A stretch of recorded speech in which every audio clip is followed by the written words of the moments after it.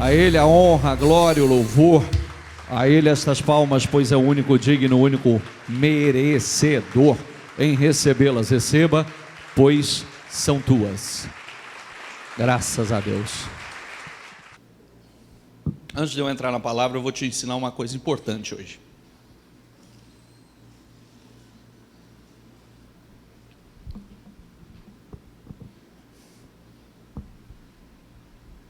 Está dando para ver aí ou não? Não? Aqui tem um copo. O copo é você. Cada vez que você vem, cada vez que você está e recebe a palavra, que buscamos ao Espírito Santo, você recebe uma medida. Assim, está vazio. Certo? Sim ou não? Sim. Vem cá.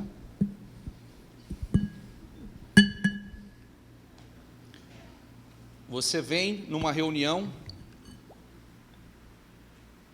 você recebe uma medida, mas ainda está vazio. Você vem em outra reunião, você recebe outra medida, mas ainda está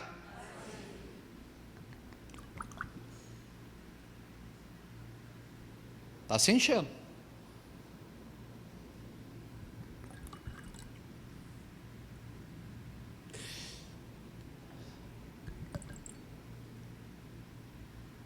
E agora? Tá? Mas ainda há lugar para muita coisa ruim. Ainda há lugar para, isso aqui não faz diferença nenhuma. Pode ser o famoso meio cheio, né? Estou meio cheio, meio cheio do Espírito Santo, estou meio cheio da palavra. Meio cheio ainda há lugar suficiente para o diabo te encher de um mundaréu de porcaria, de lixo.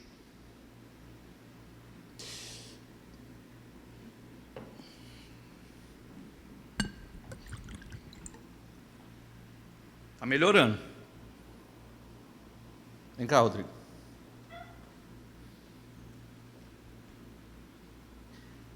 Segura o microfone. Vem cá com o balde.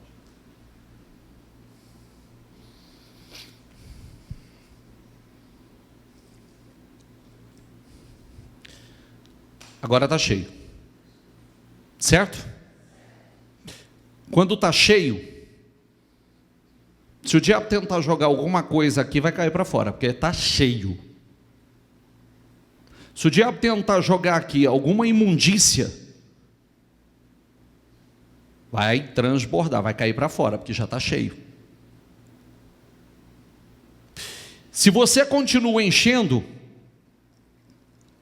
o diabo vai tentar algumas coisas, mas você está transbordando. Tudo que ele mandar não vai ficar, porque você está transbordando. O que vier de seta maligna não vai permanecer, você está transbordando, vai para fora. Ainda que entrar uma sujeira, ela vai cair para fora. Por quê? Porque você está sendo cheio continuamente. Você não para, não dá brecha, não dá lugar. E você continua se enchendo, se enchendo, se enchendo. Entendeu ou não? Sim ou não? Só que às vezes as pessoas acham que está assim, eu estou maravilhado, estou cheio. Cheio do quê? Tem lugar demais ainda. Jogar uma sujeira aqui, ela vai estar aqui dentro, vai contaminar, vai poluir.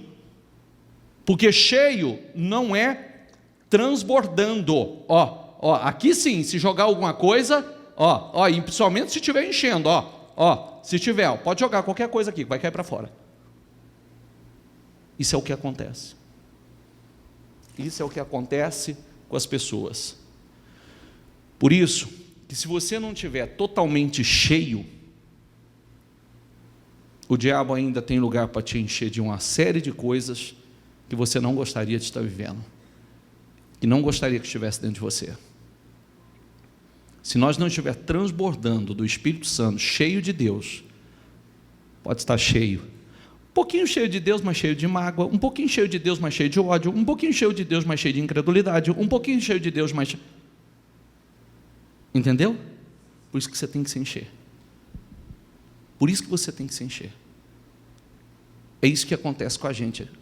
Às vezes, nós estamos continuamente nos alimentando, continuamente nos enchendo, continuamente. Às vezes, o que vem não entra. O que o diabo tenta lançar, não entra. Porque nós estamos cheios. Cheios do Espírito Santo. Cheio da palavra, cheio do poder de Deus. Amém? E isso requer perseverança. Isso não é do dia para a noite. Por isso que às vezes as pessoas falam assim: eu estava na igreja, parecia que eu estava bem. Mas bem não é cheio. Ó, não é cheio. Não é cheio. Tem lugar demais ainda para coisas que não prestam. Se a gente não se encher de Deus ao ponto de transbordar, o diabo te enche de outra coisa. Amém? Não vai esquecer desse exemplo? Não. A hora que você estiver sentindo aí que entrou um cisco, peraí, eu vou lá me encher, vou lembrar do exemplo que o bicho deu, vou lá me encher que vai cair para fora. Vai cair para fora.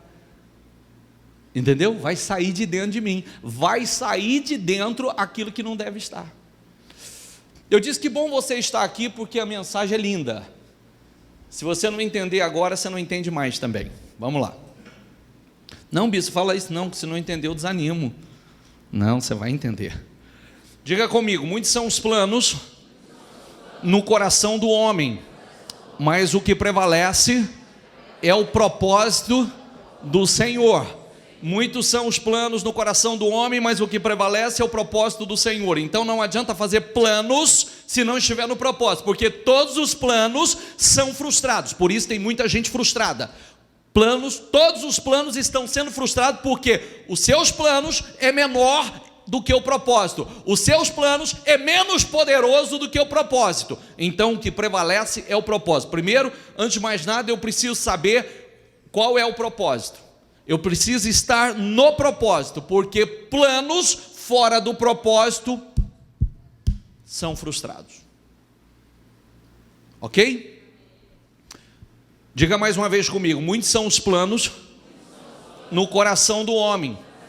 Diga mais: o que prevalece é o propósito do Senhor. Pode passar.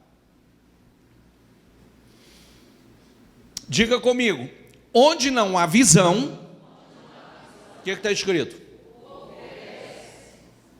Onde não há visão, o povo perece. Nós falamos segunda-feira sobre isso. Visão é diferente de vista. Vista é o que você vê. Você caminha pelo que você vê. Quem anda por vista não caminha por fé. Aonde não há visão, visão de Deus internamente perece. Aonde não há, diga comigo, aonde não há visão, ou por falta de visão muitos perecem. Então, eu preciso receber visão. Por isso que eu sempre falo com muita seriedade, eu tenho muito esse temor. Gente, de verdade, vocês sabem disso. Se eu tivesse, eu ficaria com dedos para falar se eu tivesse medo de perder alguém. Eu não tenho medo de perder ninguém, até porque eu não quero que ninguém fique dentro da igreja perdendo o seu tempo. Eu quero que aquilo que você aprenda dentro da igreja entre dentro de você e funcione na sua vida. Tem que funcionar. Então você recebe algo poderoso demais para deixar passar. Onde não há visão, o povo perece, mas o que guarda a lei de Deus, que inclui a do homem, abençoado, feliz, bem-aventurado e invejável, ele é. Amém? Pode passar. Diga comigo: desde o início, faço conhecido o fim, desde os tempos remotos, o que ainda virá. Digo, meu propósito permanecerá em pé, e farei tudo que me agrada. Nós falamos domingo, porque é tão importante estar no propósito, porque, diga comigo, desde o início, faço conhecido o fim. Agora eu vou te dar o exemplo claramente disso, você vai entender isso agora. Gênesis. Jacó habitou na terra de Canaã, onde seu pai tinha vivido como estrangeiro. Esta é a história da família de Jacó. Quando José tinha 17 anos, pastoreava os rebanhos com seus irmãos, ajudava os filhos de Bila e os filhos de Zilpa, mulheres de seu pai, e contava ao pai a má fama deles. Ora, Israel gostava mais de José do que de qualquer outro filho, porque ele havia nascido em sua velhice. Por isso mandou fazer para ele uma túnica longa. Quando seus irmãos viram que o pai gostava mais dele do que de qualquer outro filho, odiaram-no e não conseguiam falar com ele amigavelmente. Certa vez, diga comigo, José teve um sonho. E quando contou a seus irmãos, eles passaram a odiá-lo ainda mais. Ouça o sonho que tive, disse-lhes.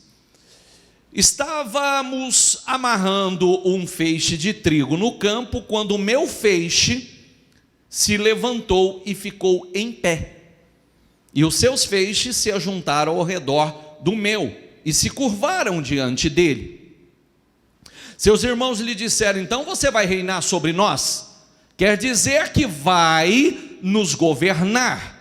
E odiaram ainda mais por causa do sonho e do que tinha dito. Depois, diga comigo, teve outro sonho. E contou aos seus irmãos, tive um sonho, e desta vez o sol, a lua e 11 estrelas se curvaram diante de mim. Quando o contou ao pai e aos irmãos, o pai repreendeu e lhe disse, que sonho foi esse que você teve? Será que eu, sua mãe e seus irmãos viremos a curvar-nos até o chão diante de você? Nós temos falado, você viu que o propósito de Deus, desde o domingo nós estamos dizendo, Deus como o nosso Criador, assim como o fabricante de qualquer coisa que seja criado por aí, Ele não cria algo sem propósito, Ele não nos criou sem propósito. Ele não nos criou e disse assim, deixa eu ver o que eu, não sei, vou criar, depois eu descubro o que eu faço com ele. Nenhum de nós fomos criados assim. Todos nós fomos criados com um propósito e para um propósito. Observe que o Senhor colocou algo, deu um sonho a José. Ainda quando ele não tinha entendimento, o Senhor deu um sonho, deu a revelação do propósito que tinha com ele. Quando ele contou esse sonho, o sonho que ele teve, a família passou a odiá-lo. Nós entendemos uma coisa importante. Todos nós somos testados, preparados. Todos nós somos preparados. Antes de Deus cumprir o grande propósito que Ele tem conosco, primeiro nós somos preparados, nós somos testados, nós somos forjados por Deus. Dizem que as armas mais poderosas e mais bem preparadas, diz que era do exército romano. Porque dizem que o exército romano tinha uma técnica de preparação e um zelo, um cuidado superior aos demais exércitos. A forma deles forjarem e o tempo que levava era maior, porque eles, após forjar uma arma, uma espada, por exemplo, eles passavam ela por dezenas de testes para descobrir se em algum ponto dela havia alguma fraqueza. Para que todas as fraquezas, os pontos fracos fossem eliminados. Deus faz o mesmo conosco. Você vê que Jesus foi levado pelo Espírito Santo para ser tentado pelo diabo. Está escrito isso lá. Lembra disso ou não? Jesus foi levado pelo Espírito para ser tentado pelo diabo. Porque antes do grande propósito, da grande realização, precisava ser testada em todos os pontos. Precisava ser eliminada todas as fraquezas. José não foi diferente. Está aqui o que Deus tinha com ele, o que Deus colocou dentro dele. Deus estava revelando a ele aquilo que faria na vida dele. Mas, vamos lá. Assim seus irmãos tiveram ciúmes dele, o pai, no entanto, refletia naquilo. Mas eles o viram de longe. Estou caminhando, estou acelerando. Antes que chegasse, diga comigo, planejaram matá-lo. Os irmãos planejaram matá-lo. Vamos lá. Chegando José, seus irmãos lhe arrancaram a túnica longa, aquela túnica que o pai fez, aquela túnica que o pai o presenteou, arrancaram aquela túnica, agarraram e jogaram no poço que estava vazio, sem água. Queriam matá-lo. Primeira situação. Primeiro decepção. Deus deu um sonho. Olha a situação que acontece antes. Diga comigo, primeiro teste. Primeiro teste. Ouça isso aqui que eu não estou te contando história não, tá? Senão você vai ficar igual muita gente por aí dizendo assim: não sei o que Deus tem comigo. Não, nunca vai saber. Se não parar espiritualmente. Essa é a diferença. Para mim, gente, sabe quando tudo parou de dar errado para mim, tudo passou a dar certo na minha vida? Quando eu passei a levar isso aqui muito a sério. Muito a sério. Tem dia que a minha vida dependia totalmente disso aqui. Não era da minha habilidade, não era do meu curso superior, não era da minha capacidade, não era da minha coragem, não era do meu desempenho. Até porque eu posso ter planos e mais planos, o que vai prevalecer é o quê? De quem? Então é importante que a gente entre nesse propósito, para não ser frustrados, os nossos planos. Quando os mercadores ismaelitas de Midian se aproximaram, seus irmãos tiraram José do poço, venderam por 20 peças de prata aos ismaelitas, e o levaram para o Egito. Nesse meio tempo, no Egito, os midianitas venderam José a Potifar, oficial de Faraó e capitão da guarda. Um dia ele entrou na casa para fazer as suas tarefas e nenhum dos empregados ali se encontrava.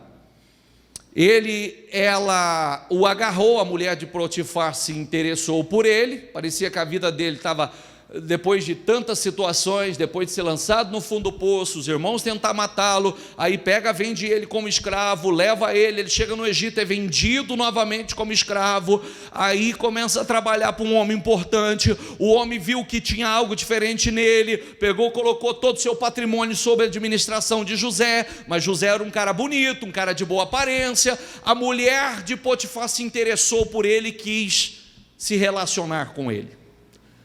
Ela o agarrou pelo manto e voltou a convidá-lo: vamos, deite-se comigo.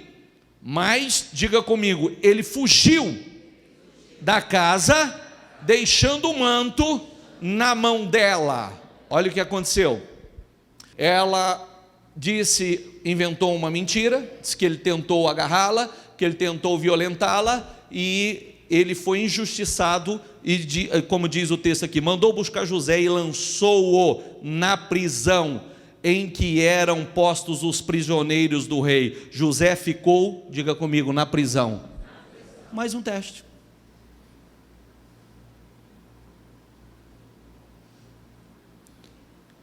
Esse um teste, para alguns, eu prefiro chamar de processo.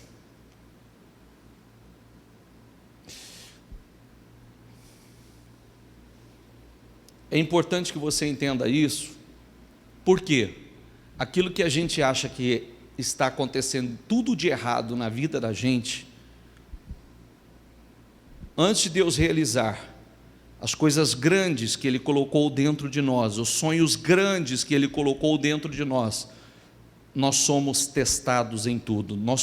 O nosso caráter é testado, a nossa fé é testada. Quem somos? Nós somos testados em tudo. O problema é que muitos, por não estar muito próximo por não estar realmente em comunhão, em intimidade com Deus, não entende, nesse processo fracassa. Não sei se você está entendendo. Parecia que aquilo que ele tinha sonhado, aquilo que Deus colocou dentro dele, desde o início, eu faço conhecido o fim. Não foi isso que nós lemos? Desde o início. Então Deus, quando Ele começa um propósito, se estamos no propósito dEle, Ele já sabe qual é o fim. Ele já sabe qual será o final disso tudo. Só que nós somos testados. Todos os nossos pontos fracos são trabalhados. E quando você não entende isso, é que você fracassa. Quando você não entende que todos os seus pontos fracos vai ser colocado em teste, você fracassa. O chefe dos copeiros, porém, não se lembrou de José, mais uma decepção. Ao contrário, esqueceu-se dele. Faraó mandou chamar José, que foi trazido depressa do calabouço, depois de se barbear e trocar de roupa, apresentou-se ao faraó. José era, lembrando de uma coisa, eu estou acelerando o processo, nós começamos no capítulo 37, nós já estamos no capítulo, mas eu digo, todo mundo tem que ler essa história. Todo mundo, é uma história linda que todo mundo tem que ler e meditar nela. José, diga comigo, era o governador do Egito, e era ele que vendia trigo a todo o povo da terra. Por isso, quando os irmãos de José chegaram, curvaram-se diante dele. O sonho se cumpriu? O propósito se cumpriu? Aquilo que parecia um absurdo se cumpriu? Os feixes de trigo não estavam se curvando diante dele? Sim ou não? E se ele tivesse desistido? E se ele tivesse abandonado a sua fé? E se ele tivesse fracassado nos testes? Como seria? Por isso, quando os irmãos de José chegaram, curvaram-se diante dele, rosto em terra, ao sonho. Ao sonho. Ao que Deus colocou dentro dele. Faça. José reconheceu seus irmãos e logo os viu, mas agiu como se não os conhecesse. E lhes falou asperamente: de onde vocês vêm? Responderam eles: da terra de Canaã, para comprar comida. José reconheceu seus irmãos, mas eles não reconheceram. Lembrou-se então dos sonhos, diga comigo, lembrou-se então dos sonhos que tivera a respeito deles.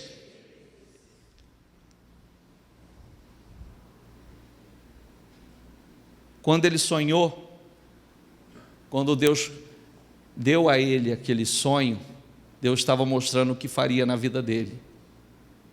Só que depois ele foi lançado num buraco,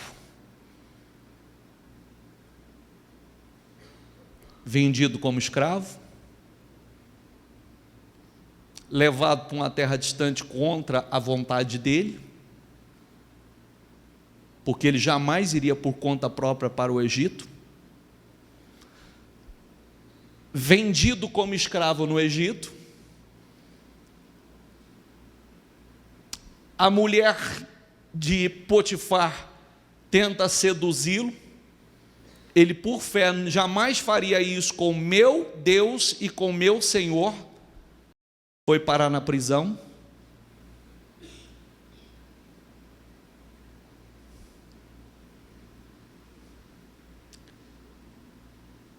Deve ter chorado sozinho. Deve ter se desesperado muitas vezes.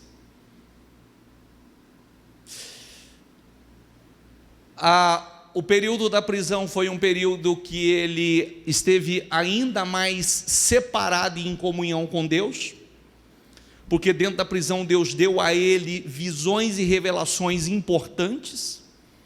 Na solidão, na solidão,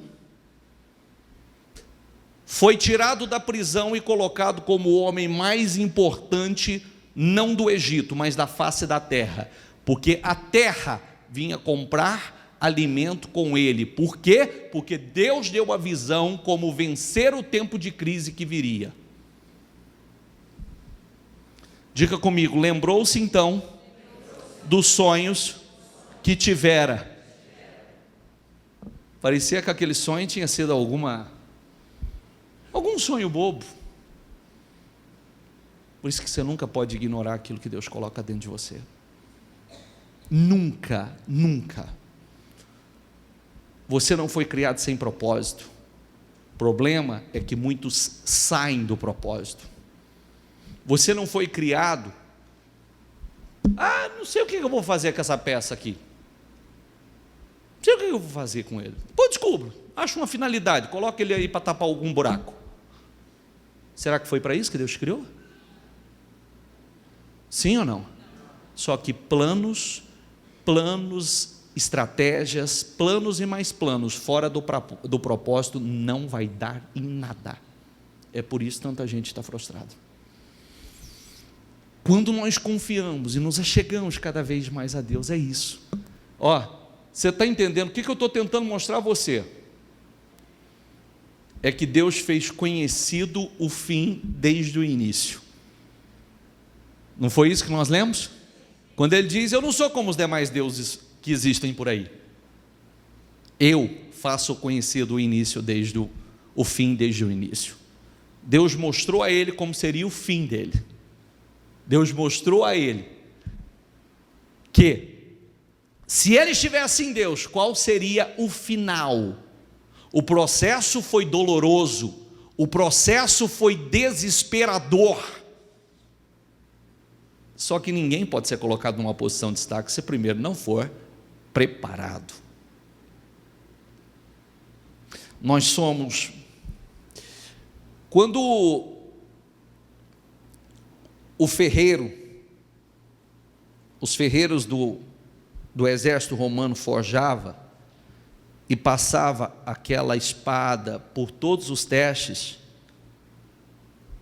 ele batia ali o seu carimbo, seu registro, a sua marca, que ele havia forjado aquela espada. Será que Deus pode bater o carimbo aí? Será que Deus pode bater o carimbo? Provado e aprovado? Testado e aprovado?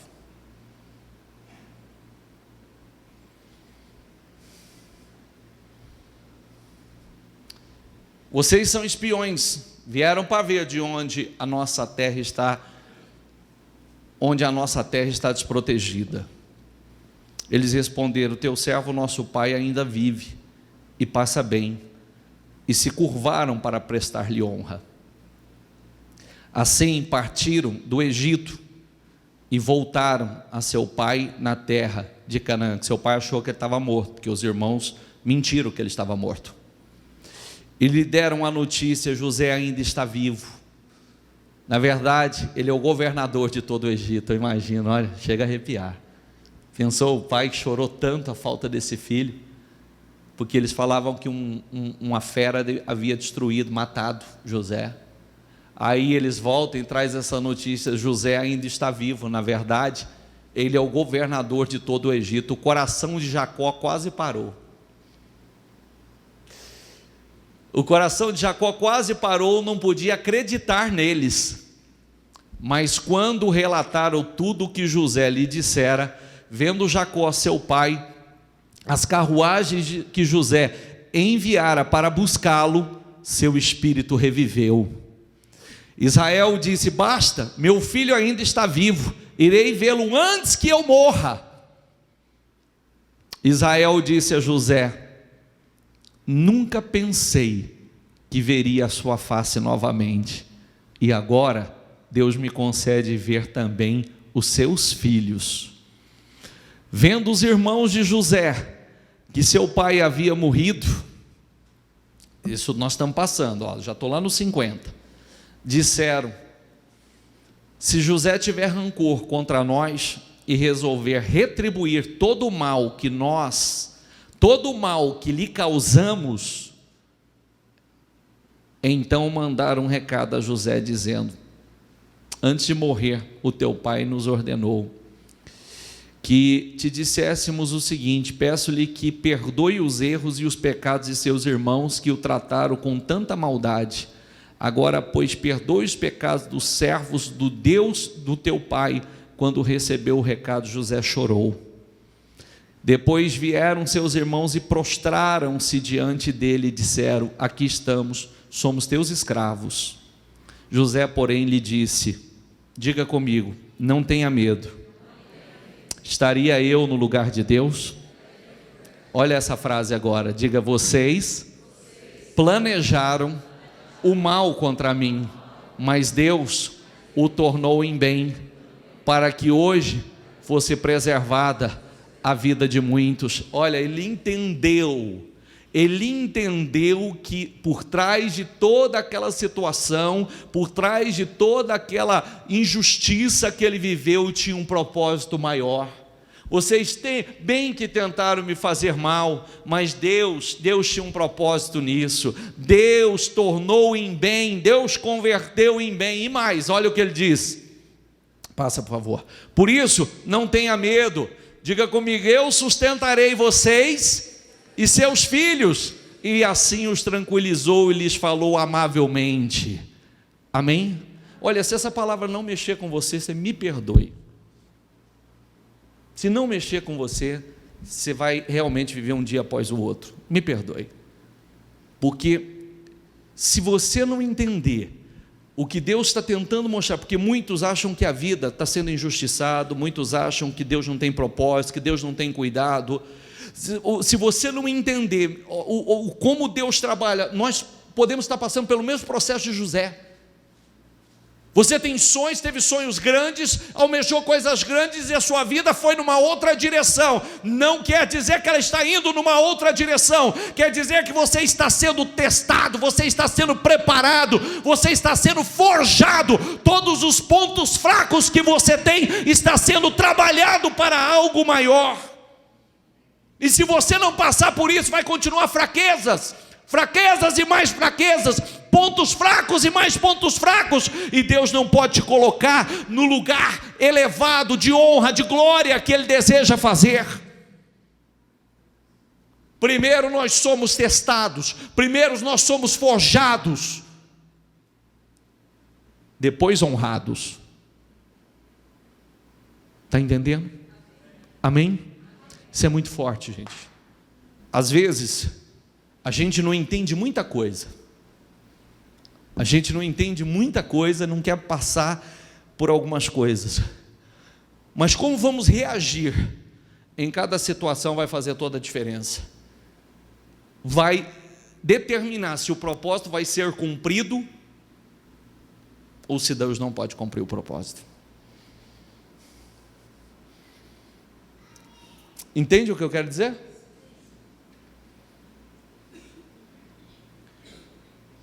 Você está sendo forjado, você está sendo trabalhado, e você vai ser testado em todos os pontos fracos,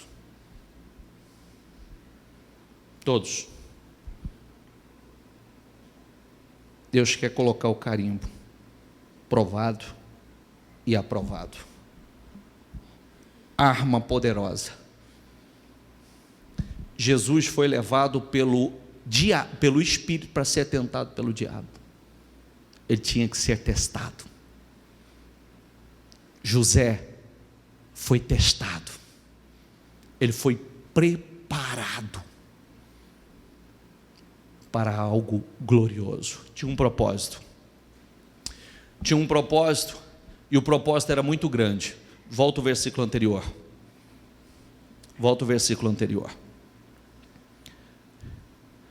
Vocês planejaram o mal contra mim, mas Deus o tornou em bem. Diga comigo: para que hoje fosse preservada. Deus tinha um propósito grande com ele. Deus tinha um propósito muito grande que através da vida dele, a vida de muitos, de milhares e milhares e milhares seriam preservados. Deus colocou ele numa posição elevadíssima. Amém? Se você não conseguir parar e refletir sobre isso,